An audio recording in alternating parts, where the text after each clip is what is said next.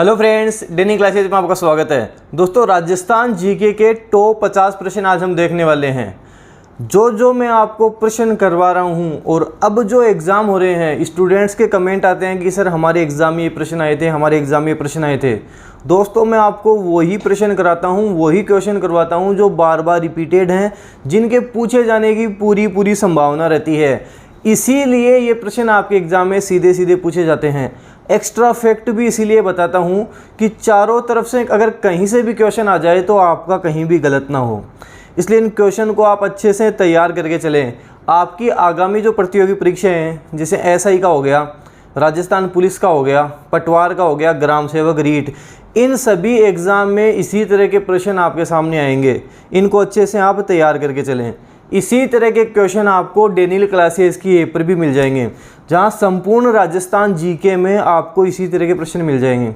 वहां से भी आप क्वेश्चन कर सकते हैं। सारा राजस्थान जीके वहां पर आपका कंप्लीट हो जाएगा। तो अगर आपने अभी तक संपूर्ण राजस्थान टेस्ट सीरीज़ नहीं खरीदी तो उसे खरीदें, डेली वहां पर टेस्ट लगाएं। राजस्थान जीके एकदम परफेक्ट हो जाएगा आपका। तो चलिए दोस्तों, टॉप 50 प्रश्न देख लेते हैं। पहला प्रश्न है, भारत एशिया के किस भाग में स्थित है? पूछा क्या गया है, पहले वो देखना है, उसके बाद में आंसर देना है। भारत एशिया महाद्वीप के किस भाग में स्थित है? देखो, यहाँ से 3-4 क्वेश्चन बनते हैं। भारत एशिया महाद्वीप के किस भाग में स्थित है? दक्षिण भाग में स्थित है। एक विश्व के सापेक्ष पूछे तो भारत किस दिशा में है? तो भारत उत्तर पूर्वी गोलार्ध में है। जब विश्व के सापेक्ष देखेंगे तो भारत उत्तर पूर्वी गोलार्ध है। उसके बाद में हमसे पूछा जाता है कि राजस्थान भारत की किस दिशा में है? राजस्थान भारत के उत्तर पश्चिम दिशा में है। इस तरह से 3-4 क्वेश्चन यहाँ से बनते हैं और बार बार रिपीट होते हैं। अच्छे से आपको ध्यान रखना है। इसका उत्तर हो जाएगा ब, दक्षिण में। अगला प्रश्न है, राजस्थान की कुल स्थलीय सीमा की लंबाई है। राजस्थान की कुल स्थलीय सीमा पूछी आपसे, आंसर अच्छे से देना है, गलत नहीं करना है। कुल स्थलीय सीमा की लंबाई कितनी है? कुल स्थलीय सीमा का मतलब हो गया अंतर्राष्ट्रीय और अंतर्राज्यीय दोनों को मिलाकर जो सीमा आएगी उसे हम कुल स्थलीय सीमा कहेंगे। तो इसका आंसर आपको बताना है। क्या 1070 किलोमीटर है?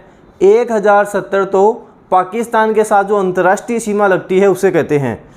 3,42,239 वर्ग किलोमीटर। राजस्थान का कुल क्षेत्रफल 3,42,239 वर्ग किलोमीटर है।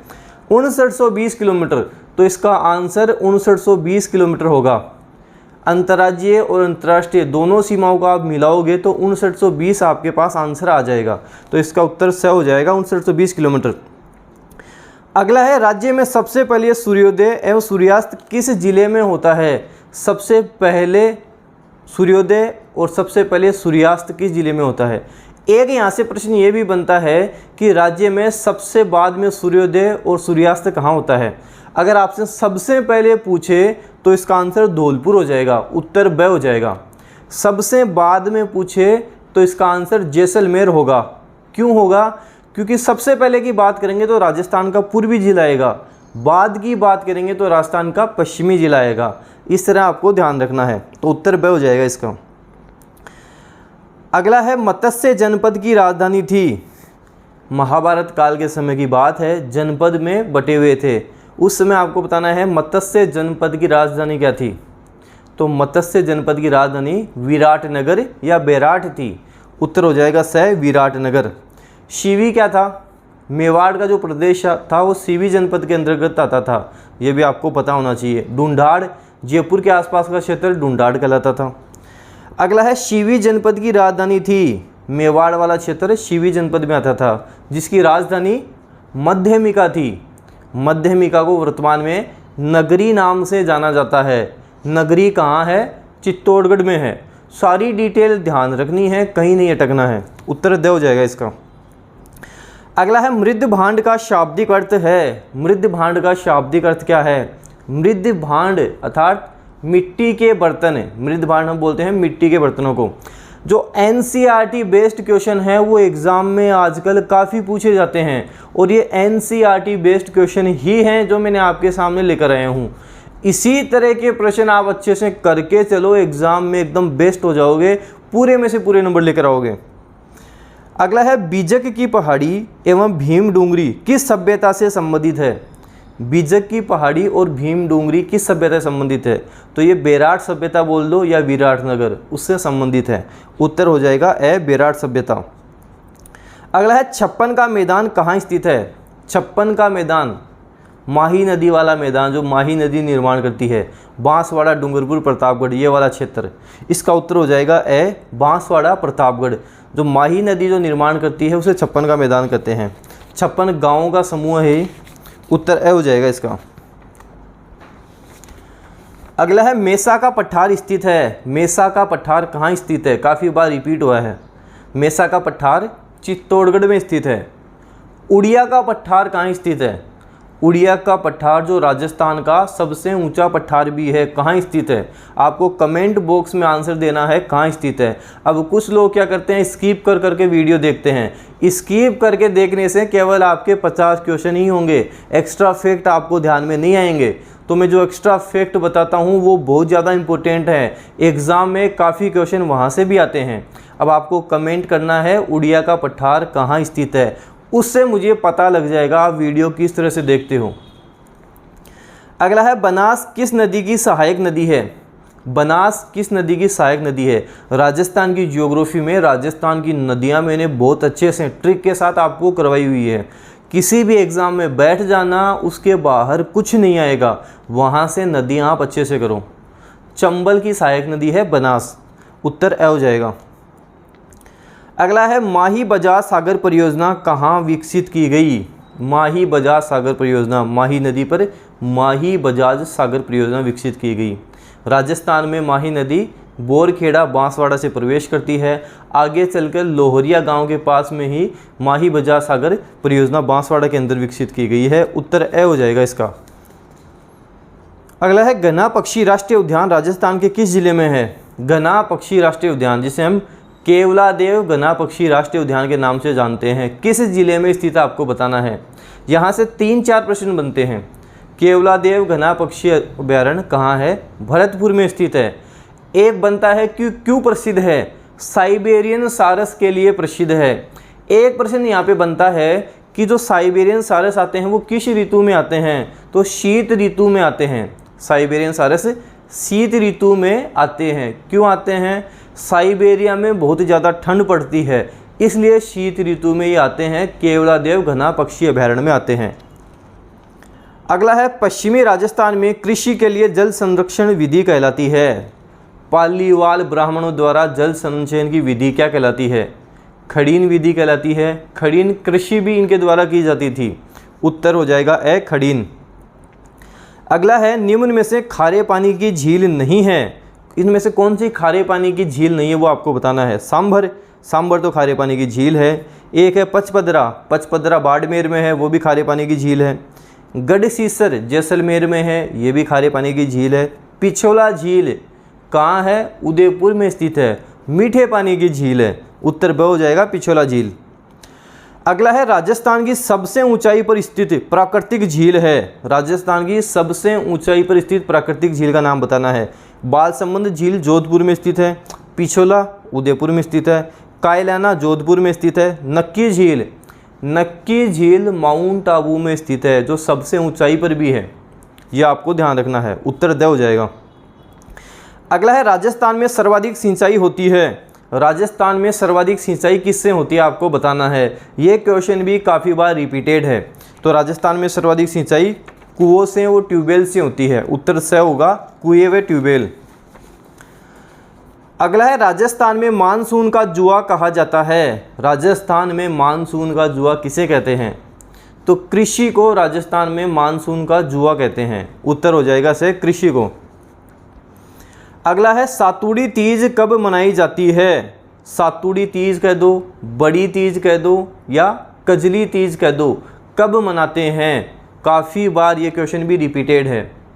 तो हम भाद्रपद कृष्ण तृतीया को सातुड़ी तीज, कजली तीज या बड़ी तीज मनाते हैं।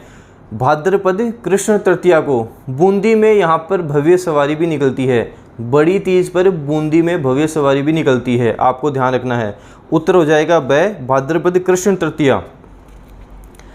अगला है 1585 में फतेहपुर सीकरी में अकबर से किस संत ने भेंट की?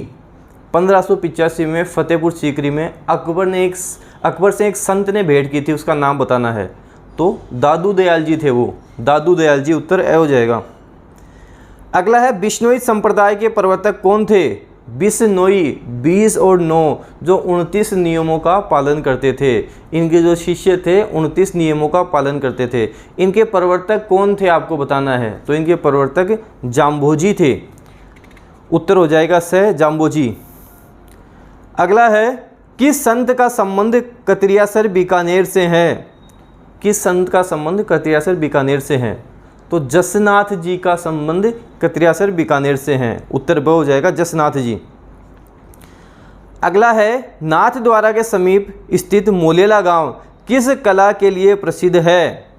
नाथद्वारा के समीप मोलेला गांव है, ये किस कला के लिए प्रसिद्ध आपको बताना है। तो ये टेराकोटा के लिए प्रसिद्ध है, टेराकोटा के लिए प्रसिद्ध है। पक्की मिट्टी से यहाँ पर बर्तन बनाए जाते हैं, उत्तर हो जाएगा ब टेराकोटा। अगला है विश्व का एकमात्र वृक्ष मेला कहाँ लगता है? ये भी काफ़ी इम्पोर्टेंट है, यहाँ से भी काफ़ी बार प्रश्न आते हैं।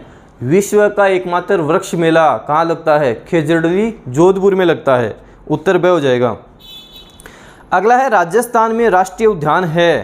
केवलादेव राष्ट्रीय उद्यान भरतपुर में है, बिल्कुल है। रणथंबोर राष्ट्रीय उद्यान ये सवाई माधोपुर में है, ये भी है। मुकुंदरा हिल्स राष्ट्रीय उद्यान कोटा चित्तौड़गढ़ में पड़ता है, ये भी राष्ट्रीय उद्यान है। तो इसका उत्तर हो जाएगा उक्त सभी, ये सारे ही राष्ट्रीय उद्यान हैं, आपको ध्यान रखने हैं। अगला है गोडावण किस अभयारण्य में पाया जाता है? गोडावण राजस्थान का राज्य पक्षी गोडावण, ग्रेट इंडियन बस्टर्ड जिसे हम बोलते हैं, ये किस अभयारण्य में पाया जाता है आपको बताना है। तो इसका उत्तर हो जाएगा राष्ट्रीय मरु उद्यान, राष्ट्रीय मरु उद्यान जैसलमेर में, जहाँ पर इसको संरक्षण मिला हुआ है। राष्ट्रीय मरु उद्यान कुल 3162 वर्ग किलोमीटर में फैला हुआ है, जैसलमेर और कुछ बाड़मेर में भी ये फैला हुआ है, उत्तर हो जाएगा द राष्ट्रीय मरु उद्यान। अगला है लोह अयस्क मैग्नीज सीमा जस्ता चांदी तांबा आदि खनिज किस प्रकार के खनिज हैं? लोह अयस्क बताना है, मैग्नीज, सीसा जस्ता, चांदी तांबा, ये किस तरह के खनिज होते हैं? तो ये धात्विक खनिज होते हैं, इन्हें हम धात्विक खनिज कहते हैं। अगला है कौन सा कोयला उत्तम किस्म का होता है? बेस्ट क्वालिटी का कोयला कौन सा होता है? तो बेस्ट क्वालिटी का कोयला एंथ्रेसाइट होता है, एंथ्रेसाइट बेस्ट क्वालिटी का कोयला होता है। अगला है राजस्थान में लिग्नाइट कोयला कहाँ कहाँ पाया जाता है? लिग्नाइट कोयला राजस्थान में कहाँ कहाँ पाया जाता है? बरसिंहसर बीकानेर, मेड़ता रोड नागौर, कपूरडी बाड़मेर, कहाँ कहाँ पाया जाता है? तो इन सभी में ही लिग्नाइट कोयला राजस्थान में पाया जाता है। अगला है एशिया महाद्वीप का सबसे बड़ा कृषि फार्म स्थित है। दोस्तों डेनियल क्लासेस का टेलीग्राम चैनल आप ज़रूर ज्वाइन करके रखें, काफ़ी इन्फॉर्मेशन आपको वहाँ से भी मिलती रहेगी, काफ़ी चीज़ें मैं वहाँ पे अपडेट करता रहता हूँ। टेलीग्राम चैनल आप ज़रूर ज्वाइन करके रखें, क्विज भी वहाँ पे चलती है, काफ़ी इन्फॉर्मेशन आपको वहाँ से एग्ज़ाम से रिलेटेड मिलती रहेगी, बेस्ट से बेस्ट क्वेश्चन भी आपको वहाँ पर मिलते रहेंगे। आपको बताना है एशिया महाद्वीप का सबसे बड़ा कृषि फार्म कहाँ है? एशिया महाद्वीप का सबसे बड़ा कृषि फार्म सूरतगढ़ में है। सूरतगढ़ किस ज़िले में पड़ता है? गंगानगर ज़िले में पड़ता है, उत्तर हो जाएगा ए। अगला है इंदिरा गांधी नहर से राजस्थान के किन जिलों में सिंचाई होती है? इंदिरा गांधी नहर है राजस्थान के किन किन जिलों में वहाँ पे सिंचाई होती है आपको बताना है। श्रीगंगानगर, बीकानेर, हनुमानगढ़, ये सभी, तो इन सभी में ही इंदिरा गांधी नहर से ही सिंचाई होती है। अगला है वाटरमैन राजेंद्र सिंह को किस पुरस्कार से सम्मानित किया गया? वाटरमैन राजेंद्र सिंह को रेमन मैग्सेसे पुरस्कार से सम्मानित किया गया था, उत्तर से होगा रेमन मैग्सेसे पुरस्कार। अगला है मिर्जा राजा जयसिंह के काल में 1662 ईस्वी में बिहारी सतसई लिखी गई। बिहारी सतसई के लेखक कौन हैं आपको बताना है। आमेर के इतिहास से प्रश्न पूछा गया है, तो उत्तर ए हो जाएगा राजकवि बिहारी, बिहारी सतसई के लेखक हैं, उत्तर ए। अगला प्रश्न है राजपूताने का कर्ण किस शासक को कहा जाता है? राजपूताने का कर्ण हम किस शासक को कहते हैं? जिन्होंने बीकानेर में जूनागढ़ दुर्ग का निर्माण भी करवाया था। जूनागढ़ दुर्ग जमीन का जेवर कहलाता है। हम किस शासक की बात कर रहे हैं? हम महाराजा राय सिंह की बात कर रहे हैं। मुंशी देवी प्रसाद ने इनकी दानशीलता के कारण इन्हें राजपूताने का कर्ण कहा था, उत्तर ए हो जाएगा महाराजा राय सिंह। अगला है किस शासक का शासनकाल मारवाड़ का शौर्य युग कहा जाता है? किस शासक का शासनकाल मारवाड़ का शौर्य युग कहलाता है? हम बात कर रहे हैं मालदेव की। उत्तर से हो जाएगा मालदेव। अगला है संगीत राज, संगीत मीमांसा, सूड प्रबंध आदि किसकी कृतियां हैं? संगीत राज, संगीत मीमांसा, संगीत रत्नाकर, सूड प्रबंध किसकी रचनाएं हैं? महाराणा कुंभा की रचनाएं हैं। उत्तर द होगा महाराणा कुंभा। अगला है फारसी इतिहासकारों ने हसमत वाला शासक किस शासक को कहा? हसमत वाला शासक किसे कहा? जिन्होंने अपने पिता की हत्या भी की थी, राव गंगा की हत्या भी की थी। इन्हें मारवाड़ का प्रथम पितृहंता भी हम कहते हैं। हम बात कर रहे हैं राव मालदेव की, जिन्हें मारवाड़ का प्रथम पितृहंता भी कहा जाता है। मेवाड़ का प्रथम पितृहंता किसे कहा जाता है? उदा को मेवाड़ का प्रथम पितृहंता कहा जाता है। अगला है पृथ्वीराज चौहान की माता का क्या नाम था? पृथ्वीराज चौहान 1191-92 तथा इनका प्रथम युद्ध द्वितीय युद्ध। इनकी माता का नाम आपको बताना है। तो कर्पूरी देवी इनकी माता का नाम था। उत्तर ब हो जाएगा कर्पूरी देवी। अगला है गीत गोविंद किसकी कृति है? गीत गोविंद किसकी कृति है? जयदेव की पुस्तक है गीत गोविंद। महाराणा कुंभा ने जयदेव की पुस्तक गीत गोविंद पर रसिक प्रिया टीका भी लिखी थी। ये प्रश्न भी काफ़ी बार रिपीट होता है। महाराणा कुंभा ने जयदेव की पुस्तक गीत गोविंद पर रसिक प्रिया नामक टीका लिखी थी। अगला है किस शासक द्वारा अचलगढ़ दुर्ग, बसंती दुर्ग, भूमठ दुर्ग तथा मचान का दुर्ग आदि दुर्गों का निर्माण करवाया गया? अचलगढ़, बसंतगढ़ इन दुर्गों का निर्माण किसके द्वारा करवाया गया था? महाराणा कुंभा द्वारा इन दुर्गों का निर्माण करवाया था। वीर विनोद के लेखक कवि श्यामल दास के अनुसार महाराणा कुंभा ने मेवाड़ के 84 दुर्गों में से 32 दुर्गों का निर्माण करवाया था। इसलिए इन्हें राजस्थान में स्थापत्य कला का जनक भी कहा जाता है। आपको ध्यान रखना है। इसका उत्तर द हो जाएगा महाराणा कुंभा। अगला है रणछोड़ भट्ट द्वारा किस भाषा में राज प्रशस्ति को 25 शिलाओं पर खुदवाया गया? मेवाड़ के इतिहास में ये सारी चीज़ें मैं आपको बहुत अच्छे से बता चुका हूँ। इसका उत्तर हो जाएगा संस्कृत भाषा में। अगला है किस वर्ष मानगढ़ पहाड़ी पर आश्विन सुदी पूर्णिमा को संप सभा का अधिवेशन हुआ, जहाँ पर अंग्रेज सेना ने पहाड़ी को चारों तरफ से घेरकर गोलियाँ चलाई थी? मानगढ़ कहाँ पड़ता है? बांसवाड़े में पड़ता है। किस वर्ष हुआ था? गोविंद गिरी के नेतृत्व में हुआ था। संप सभा की स्थापना सिरोही में 1883 में की गई थी।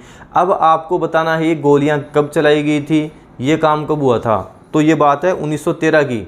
1913 ईस्वी की ये बात है। ये क्वेश्चन भी एग्जाम में काफ़ी रिपीटेड है, अच्छे से आपको ध्यान रखना है। अगला प्रश्न है नानक भील की मृत्यु किस संगठित किसान आंदोलन के अंतर्गत हुई? नानक जी भील थे, उनकी मृत्यु कौन से किसान आंदोलन के दौरान हुई थी? तो बूंदी किसान आंदोलन के दौरान उनकी मृत्यु हुई थी। अगला है रूपा जी व कृपा जी का संबंध है। रूपा जी व कृपा जी भी शहीद हुए थे, तो इनका संबंध किस किसान आंदोलन से आपको बताना है? तो बेंगू किसान आंदोलन से इनका संबंध है। बेंगू किसान आंदोलन चित्तौड़गढ़ वाला। अगला है चांदनी चौक में लॉर्ड होर्डिंग पर बम फेंकने वाले रास बिहारी बोस के साथ निम्न में से कौन एक साथ सम्मिलित था? राजस्थान का कौन इनके साथ सम्मिलित था आपको बताना है। तो इसका उत्तर हो जाएगा द ठाकुर जोरावर सिंह। ठाकुर जोरावर सिंह भी इनके साथ थे। अगला है जीवन कुटीर नामक संस्था की स्थापना किसने की? जीवन कुटीर नामक संस्था, ये क्वेश्चन भी काफ़ी बार रिपीटेड है। हीरालाल शास्त्री ने जीवन कुटीर नामक संस्था की स्थापना की थी। उत्तर ए हो जाएगा हीरालाल शास्त्री। अगला है नाना भाई के शहीद होने के बाद पाठशाला के वे दूसरे अध्यापक जिसे पुलिस ने क्रूरता से पीटा तथा उन्हें वाहन के पीछे घसीटना शुरू किया, वह कौन था? नाना भाई के बाद में सेंगा बाई थे। ये काली बाई के समय की घटना है, काफ़ी इंपॉर्टेंट है, यहाँ से भी काफ़ी प्रश्न बनते हैं। तो उत्तर ए हो जाएगा सेंगा बाई। अगला प्रश्न है लोकप्रिय गीत पंछीड़ा किसका है? आपको बताना है कि पंछीड़ा गीत किसका है।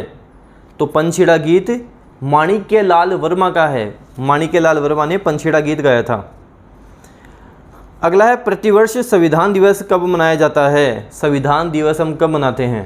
26 नवंबर को संविधान दिवस मनाया जाता है। 26 नवंबर 1949 आपको ध्यान रखना है। 26 नवंबर को संविधान दिवस हम मनाते हैं। अगला है भूमि पर लगने वाला कर निम्न में से कौन सा है। इनमें से भूमि पर जो कर लगता है उसका नाम बताना है। खीराज, खीराज ही वो कर है जो भूमि पर लगता है, खीराज इसका आंसर होगा। एक है चौथ, चौथ तो जो मराठा थे जो अन्य शासकों से लेते थे उसे चौथ कर कहा जाता था, इसका उत्तर हो जाएगा खीराज। अगला है हुडा सम्मेलन का आयोजन भीलवाड़ा में कब किया गया। हुडा सम्मेलन भीलवाड़ा 17 जुलाई 1734। आयोजन किसने करवाया था, सवाई जयसिंह ने करवाया था। अध्यक्षता किसने की थी, ये जो अध्यक्षता वाला है ये क्वेश्चन बार बार यहाँ पर रिपीट होता है, तो मेवाड़ के महाराणा जगत सिंह सेकंड ने इसकी अध्यक्षता की थी, आपको ध्यान रखना है। इसका उत्तर हो जाएगा 17 जुलाई 1734। ये 50 क्वेश्चन अच्छे से याद रखने हैं, एक्स्ट्रा फैक्ट बताएं उनको भी अच्छे से तैयार करना है। संपूर्ण राजस्थान जीके टेस्ट सीरीज आपको देनी है, राजस्थान जीके में एकदम परफेक्ट होना है। डेनियल क्लासेस का आप टेलीग्राम चैनल जरूर ज्वाइन करें, वहाँ पर मैं आपको इसकी PDF भी प्रोवाइड करवा दूंगा, काफ़ी हेल्प आपको वहाँ से भी मिल जाएगी। वीडियो आप जितना हो सके शेयर करें, वीडियो लाइक करें, अगर आप चैनल पे नए हो तो सब्सक्राइब जरूर कर लेना, बेल आइकन को ज़रूर प्रेस कर लेना ताकि कोई भी न्यू अपडेट आए आपको तुरंत मिल जाए। Thank you.